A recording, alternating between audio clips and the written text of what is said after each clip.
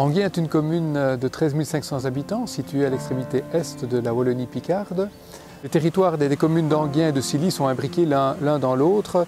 La ville d'Anguien a la forme d'un papillon avec le centre, le corps du papillon qui est le centre historique d'Anguien et les deux ailes qui sont les villages de Marc et de Petit-Anguien. Et à l'intérieur de ce papillon, on a le village de Hauve qui est vraiment très proche du centre d'Anguien malgré qu'il fasse partie de la commune voisine de Silly. Alors Silly est une commune de 8 400 habitants, une commune qui compte 8 anciens villages, donc c'est une commune qui est très étendue puisqu'elle fait 6 900 hectares avec un poumon vert au milieu de l'entité qui se situe à la lisière d'Anguien d'un côté, c'est le bois d'Anguien, et puis jusque Silly de l'autre côté. Anguien est une ville qui a un caractère historique, c'est une ville moyenâgeuse avec des petites rues étroites et sinueuses.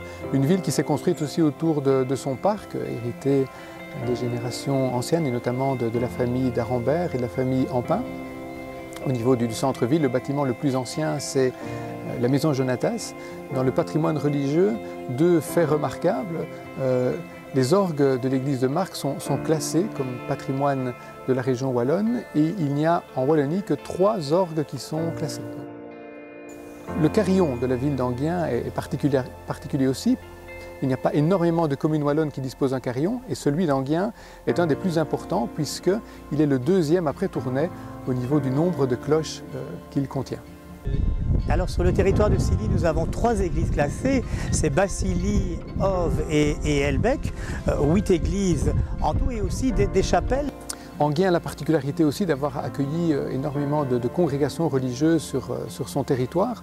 On peut en dénombrer jusqu'à 7 différentes qui ont laissé des traces, soit des couvents comme le couvent des Capucins, le couvent des Clarisses, le couvent des Sœurs Noires, ou également d'anciennes écoles comme l'école des Petits Frères, qui est actuellement le petit collège, ou l'école des Augustins. Alors Silly est une commune de châteaux et nous en comptons 6 sur le territoire de la commune, Foulan, Gondreny, 2 à Toricourt, 1 à Graty et 1 à Elbec. C'est dire évidemment qu'il y a un très beau patrimoine sur notre entité. Nous nous trouvons ici au château de Toricourt, qui est un château classé dans son ensemble.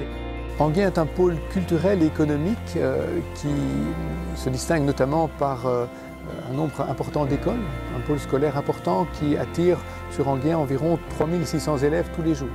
Pour une commune ou pour un centre-ville de quelques 5000 habitants, c'est assez significatif dans le paysage. Alors ici à Silly, il y a 6 écoles communales et une école libre. Ça fait à peu près 900 enfants dans le fondamental sur le territoire de la commune, donc c'est vraiment un élément fort important. Ces écoles, c'est la vie des villages, on le voit. On a vu renaître un petit commerce dans les villages et je crois que dans une commune comme Silly, qui reste une commune rurale, il était éminemment important de conserver cet enseignement communal. On a aussi la particularité Anguien d'avoir énormément de comités de quartier. On a une 50aine de quartiers dans lesquels des gens se réunissent pour des projets à caractère festif, la fête des voisins notamment, des brocantes ou d'autres activités. Et parfois aussi pour mener ensemble des réflexions sur la sécurité, sur le bruit. Donc ils interpellent les autorités communales suite à des réflexions qui sont menées au sein des quartiers. On est sur la place de Toricourt, un des 3 plus petits villages de l'entité de Silly. Ça nous a toujours semblé très important l'animation des places et les espaces de vie sur les places. Ici, voilà, il y a des bancs, les enfants, les vieilles personnes peuvent venir se rassembler et partager des moments ensemble. C'est aussi qu'ici qu'est organisé le festival Théâtre au Vert chaque année au mois d'août, avec bien sûr toute une dynamique de village qui s'est construite autour. Les autorités communales encouragent tout ce qui participe à la convivialité, que ce soit dans les quartiers, dans les villages ou dans le domaine du parc. On a énormément d'activités qui sont mises en place par les quartiers. Le village de Petit-Anguien se mobilise autour de la fête de la kermesse de la Pentecôte. À Marc, il y a la fête de l'amitié. Il y a également une kermesse au mois de septembre. Et Anguien n'est pas en reste avec la procession de la Saint-Jean, bien sûr, qui rassemble beaucoup d'associations locales et la kermesse de la période de Pâques. De parler de la chapelle de Saint-Marcoux, nous avons trouvé un très bel accord avec le doyenné de pouvoir en faire un musée de la Résistance, mais l'édifice est resté un édifice religieux, notamment pour la procession qui a lieu le premier dimanche de mai. Énormément d'activités se passent ici aussi dans le parc d'Enghien, que ce soit des activités préparées par les services communaux, le centre culturel. Aux Enghien d'un centre culturel particulièrement actif dans tout ce qui est art de la parole, avec des ateliers théâtre, improvisation. Une activité significative qui est la balade comptée, mais aussi d'autres partenaires que nous accueillons avec grand plaisir ici dans le parc. Je citerai le Festival La Sémo, la Foire de Jardin ou la multitude d'autres événements qui se passent ici et qui mettent de la vie dans notre cité. Alors Silly est évidemment connu pour ses événements culturels avec son festival de musique classique, le Printemps musical, son festival de théâtre Site en ligne ou la Nuit de la musique. Silly évidemment aime mettre la musique en avant et durant toute l'année des événements musicaux pour toutes les générations, de la musique rock à la musique classique en passant par la musique de variété. Silly est véritablement une commune musicale. Alors Silly est la première commune du slow food en Belgique et depuis maintenant près de 20 ans, nous essayons d'animer les producteurs locaux pour créer une dynamique autour du slow food et de la valorisation des produits du terroir. Tout ce que l'on peut goûter ici à Silly. C'est évidemment important pour une commune de mettre et de croire en ses productions locales et en ses artisans. On a la chance aussi de disposer d'une maison de repos, une maison de repos qui fait 140 lits. 140 lits à Enghien, c'est autant qu'à Wavre, qui est le chef-lieu de la province du Brabant wallon. On dispose également d'une antenne du centre hospitalier régional de la Haute-Seine. Nous avons 20 appartements à loyer modéré qui sont mis à disposition de la population la plus fragilisée. Juste en face, on va construire dans les mois qui viennent un home privé pour personnes âgées de 100 places. À Enghien, le taux de chômage est un petit peu inférieur à la moyenne régionale, avec une petite dizaine de pourcents de bénéficiaires du chômage. Pas mal de bénéficiaires du chômage ont aussi été exclus avec les mesures qui ont été prises récemment et se retrouvent donc bénéficiaires de revenus d'intégration sociale. On a une bonne centaine d'Enghiennois qui bénéficient donc de ce revenu de remplacement qui leur est alloué par le CPAS. On a connu une croissance très importante entre 2000 et 2013-14 où on est passé de 10 500 habitants à 13 500. C'est une commune également dont la population est en augmentation continuelle depuis la fusion de communes. Cette population est une population qui est à la fois une population jeune, avec des jeunes familles qui sont venues s'installer chez nous, notamment des familles bruxelloises qui ont fait le choix de la campagne d'une ville à taille humaine, mais aussi des aînés qui profitent des nombreux appartements. La ville d'Enghien est partenaire avec 4 fabriques d'églises, l'église Saint-Nicolas, la fabrique d'église Saint-Sauveur à Petit-Enghien, Saint-Martin à Marc et Sainte-Anne à Labliau. C'est un partenariat qui se caractérise par pas mal de dynamisme du côté des personnes qui s'engagent bénévolement pour la gestion de cet important patrimoine local. La ville a un 5e partenaire avec l'église protestante qui rassemble une petite communauté au sein de la ville d'Enghien. Je voudrais saluer également le dialogue qui existe entre le monde catholique et le monde laïque, et notamment les conférences qui sont organisées, qui permettent de rassembler ces différents publics qui ont pris l'habitude de se parler dans notre belle commune. Moi qui suis présent ici comme curé doyen depuis 7 ans maintenant, je suis émerveillé tous les jours de voir la richesse chrétienne de nos paroisses, tout ce qu'il y a en elles de magnifique et qui est encore trop souvent dispersé. Cela suppose d'abord de recenser, je dirais, tout ce qui fait la vie chrétienne en nos diverses communautés pour pouvoir précisément les mettre davantage en commun. Que ça soit le bénévolat, à bien des égards. Le bénévolat qui s'exerce par exemple dans les secrétariats, le bénévolat qui s'exerce dans les écoles, le bénévolat tel qu'il s'exerce dans la catéchèse, dans la formation, etc., dans le don de soi aux personnes les plus fragilisées, les plus démunies, pense par exemple à tous les efforts qui sont faits vis-à-vis de la banque alimentaire, qui n'est pas directement paroissiale, mais qui a des liens avec la paroisse, au niveau des efforts qui sont faits par bien des personnes pour aider les plus faibles à trouver du logement, etc. Il y a là un don magnifique que les gens font d'eux-mêmes au service des autres.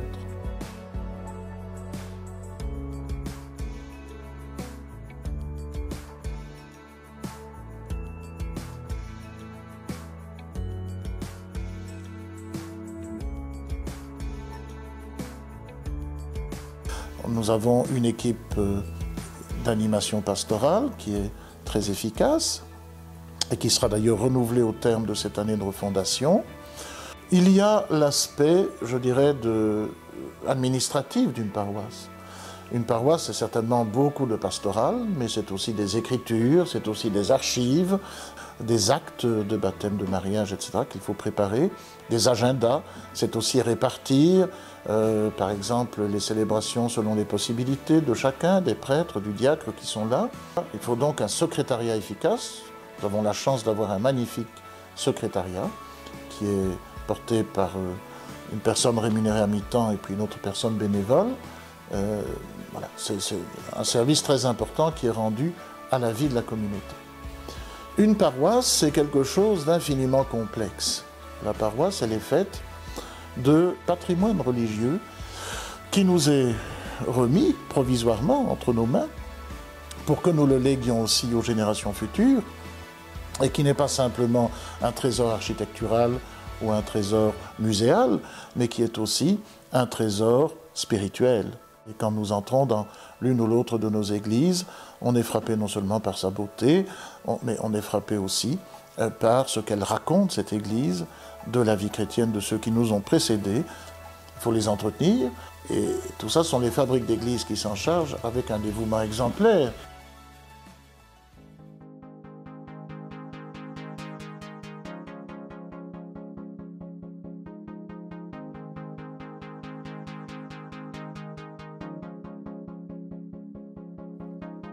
Dieu est dans nos villes, Dieu est dans nos villes, Dieu est sur nos places, Dieu est sur nos places, Dieu est dans nos hymnes, Dieu est dans nos hymnes, Dieu est sur nos traces, Dieu est sur nos traces. Notre Dieu est là, là où on ne l'attend pas. Notre Dieu est là, là où on ne l'attend pas. Dieu dans notre histoire, Dieu dans notre histoire, Dieu dans notre temps, Dieu dans notre temps, Dieu dans nos mémoires, Dieu dans nos mémoires. Dieu est là partout présent, Dieu est là partout présent. Notre Dieu est là, là où on ne l'attend pas.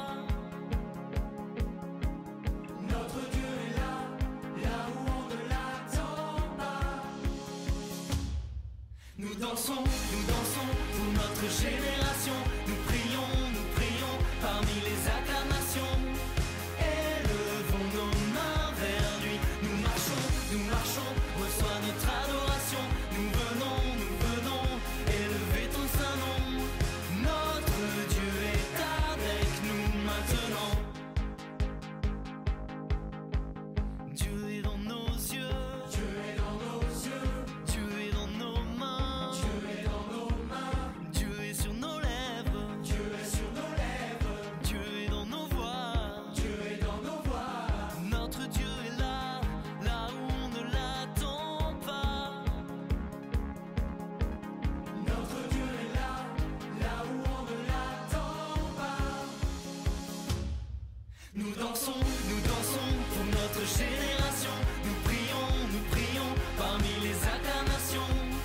Élevons nos mains vers lui. Nous marchons, reçois notre adoration. Nous venons, élever ton saint nom. Notre Dieu est avec nous maintenant.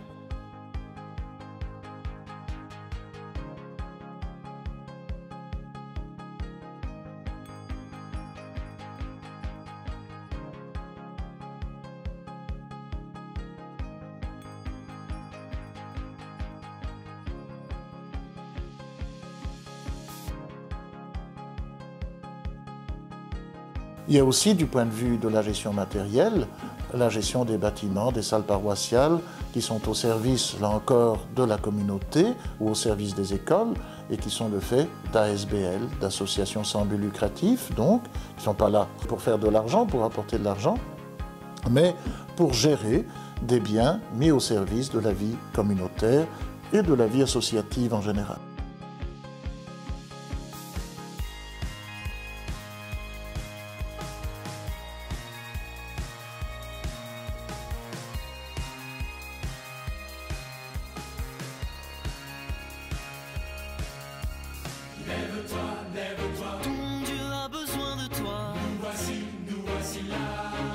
La préparation sacramentelle des mariages et des funérailles, célébration auxquelles nous devons aussi apporter tous ensemble, pas seulement les prêtres ou le diacre, notre soin le plus grand.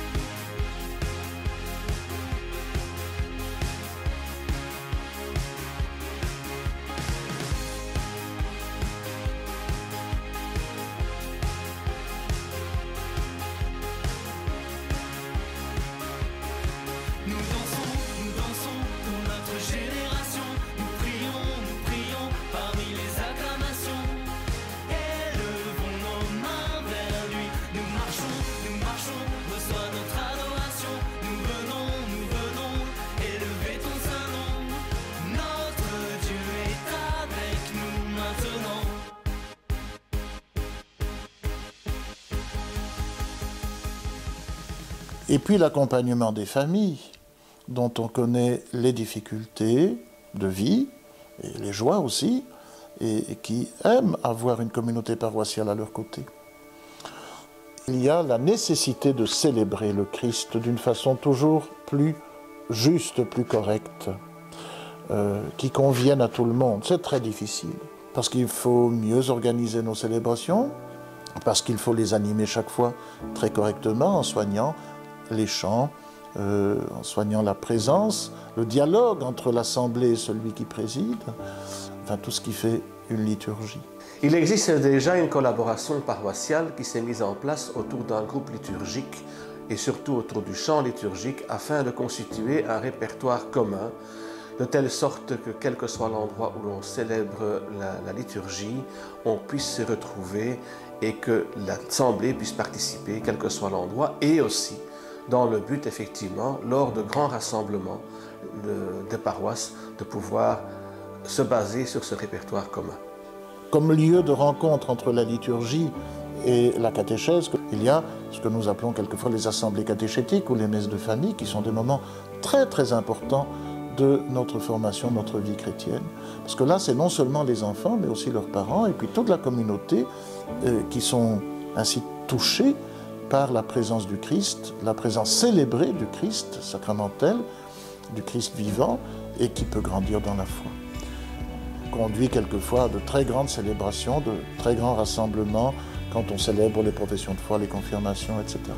Nous avons besoin de grandir sans cesse dans la foi, c'est la catéchèse. Il y a une animatrice en pastorale au service de notre unité pastorale nouvelle, qui, avec beaucoup de bénévoles, de catéchistes bénévoles sur Silly ou sur Enghien, et beaucoup de collaborations généreuses, organise l'accompagnement des plus petits, de ceux qui vont communier pour la première fois, de ceux qui vont faire profession de foi, qui vont être confirmés. Pour l'an passé, plus de 300 enfants en cheminement en catéchèse, plus de 100 premières communions sur l'ensemble du doyenné, plus de 200 confirmations de première et deuxième année de préparation à la confirmation. L'état des lieux de la catéchèse, ça saute aux yeux évidemment qu'il y a des disparités entre clochers.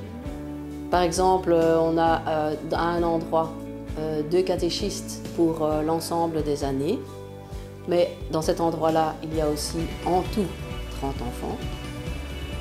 Par contre, à Enghien, il y a 3 catéchistes pour une cinquantaine d'enfants ou 4 catéchistes pour 100 enfants.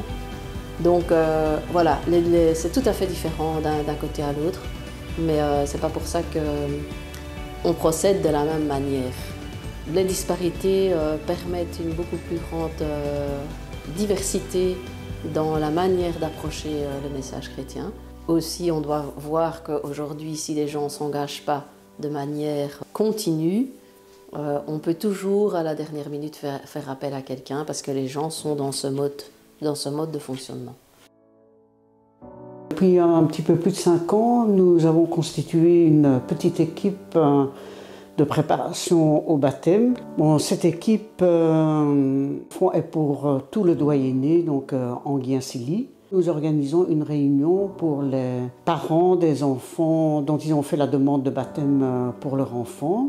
Il y a aussi à veiller à l'accompagnement des jeunes qui ont passé ces étapes sacramentelles de la vie chrétienne et qui sont des adolescents, pour lesquels il faut suggérer des activités de prière, des activités de rencontre, des activités de découverte de la vie chrétienne à travers toutes sortes de moyens. Là, il y a beaucoup d'initiatives qui sont certainement encore à prendre. Il y a la formation des adultes qu'il ne faut pas mésestimer. Mais ils ont besoin de grandir eux aussi toujours dans la foi, étant donné que la foi est sans cesse confrontée dans notre société comme dans toutes les cultures à des problématiques nouvelles qu'il faut traiter. Bon, par exemple, les conférences de carême doivent servir à cela et pour tout le monde. Ou d'autres conférences ou d'autres rencontres, d'autres groupes. Je pense par exemple, il y a eu longtemps, et j'espère que ça va continuer, Agir en chrétien informé, qui est un groupe intéressant qui permettait de traiter un certain nombre de questions de foi et de société. Tout l'enseignement dont nos paroisses sont quelquefois les organisatrices. Sur Silly, sur Enghien, Petit Enghien, il y a 5 écoles fondamentales paroissiales. C'est quand même beaucoup, c'est beaucoup d'élèves, c'est beaucoup d'organisations, c'est un dévouement. Les membres des ASBL qui portent ces paroisses, ces écoles, et puis dans les conseils d'administration sont tous des bénévoles, ils ne sont pas rémunérés pour ça, évidemment. Alors, au niveau de la pastorale scolaire, il existe différents groupes, équipes pastorales dans chacune de nos écoles, que ce soit dans le fondamental ou dans le secondaire. Les équipes qui éventuellement se regroupent pour faire des animations qui sont par exemple une fois par an, une grande journée de pastorale scolaire pour les élèves de 2e primaire, à la fois pour les écoles libres ici d'Enghien, mais également de Silly. Il y a aussi, dans ce cadre-là, une équipe de pastorale scolaire au Collège Saint-Augustin qui prépare entre autres des célébrations comme la Saint-Éloi et la Messe des Rétaux. Alors la paroisse est un soutien évident pour toutes ces équipes pastorales. Il y a le souci et l'accompagnement des grands jeunes à travers les mouvements de jeunesse, où là aussi on fait montre d'une générosité incroyable. Sur Enghien, sur Silly, il y a des patros magnifiques, il y a le scoutisme très présent en Enghien et qui draine toute une série de jeunes de notre doyenné et même d'au-delà. Ils font là un travail formidable, qui est un travail d'éducation générale et de formation humaine et je crois aussi chrétienne. Depuis quelques années maintenant, nous essayons au sein de la paroisse de coordonner un petit groupe qui se réunit environ une fois par trimestre et qui est composé de représentants de chaque mouvement de jeunesse. Donc les patros, les guides et les scouts, Enghien et Silly. Et nous essayons d'envisager un peu les grandes options pastorales. Ça se construit autour de 3 axes. Le 11 novembre, une activité qui a comme thème la paix. Et c'est souvent autour d'un lâcher de ballon, d'une activité auquel les jeunes réfléchissent un petit peu. On essaie d'organiser une matinée de réflexion pour tous les dirigeants, dirigeantes, animateurs, animatrices. Le dernier pôle, c'est la visite des camps. Avec la paroisse, nous essayons de passer et de rendre visite dans les différents camps, d'aller dire bonjour ou de les soutenir dans leurs cérémonies comme les promesses chez les guides et les scouts. Il y a l'accompagnement des personnes âgées et des personnes souffrantes, malades. Ce n'est pas nécessairement toujours la même chose parce qu'il y a, souvent on confond un peu la pastorale des malades et la pastorale des homes ou des personnes âgées.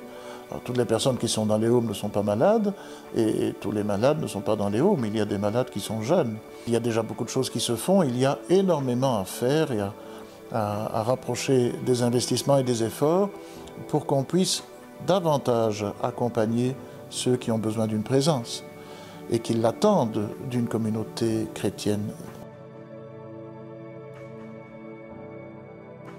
Dans le don de soi aux personnes les plus fragilisées, les plus démunies, je pense par exemple à tous les efforts qui sont faits vis-à-vis de la banque alimentaire, qui n'est pas directement paroissiale, mais qui a des liens avec la paroisse. Notamment et tout particulièrement au Rond-Point, qui dispose non seulement d'un magasin social, qui vend à un prix très raisonnable toute une série d'objets de seconde main, et également d'une épicerie sociale.